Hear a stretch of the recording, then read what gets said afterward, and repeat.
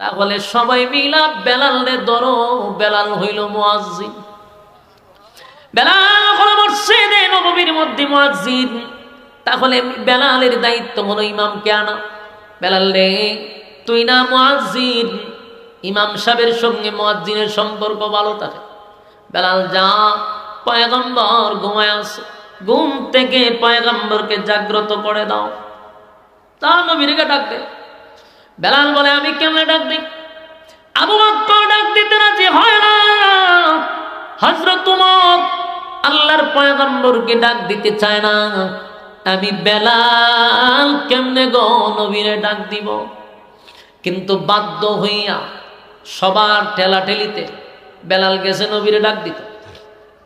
কিন্তু কি বইলা ডাক দিবে? আল্লাহর পয়গম্বরকে ডাক দেওয়ার সাহস নাই গো। বেলাল নবীর ডাক দিতে চায় না। হুজুরা শরীফের সামনে দিয়া হাঁটে আর দৌড়ে কি বইলা ডাক দিবে? পাগল পাগল হয়ে গেছে। হুজুরা শরীফের সামনে দিয়া নবীর সাহাবী হযরত বেলাল যায় আর আয়, কিন্তু নবীরে ডাক দিতে সাহস পায় না।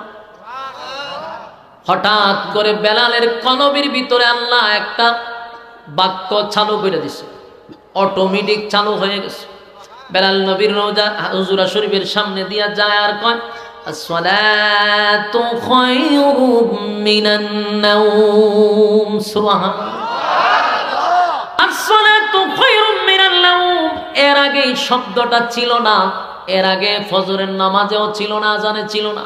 এটা অটোমেটিক বেলালের কলব দিয়ে আল্লাহ জারি করে দিছে। আসসালাতু খায়রুম মিনান নাওম অর্থ হলো ঘুম থেকে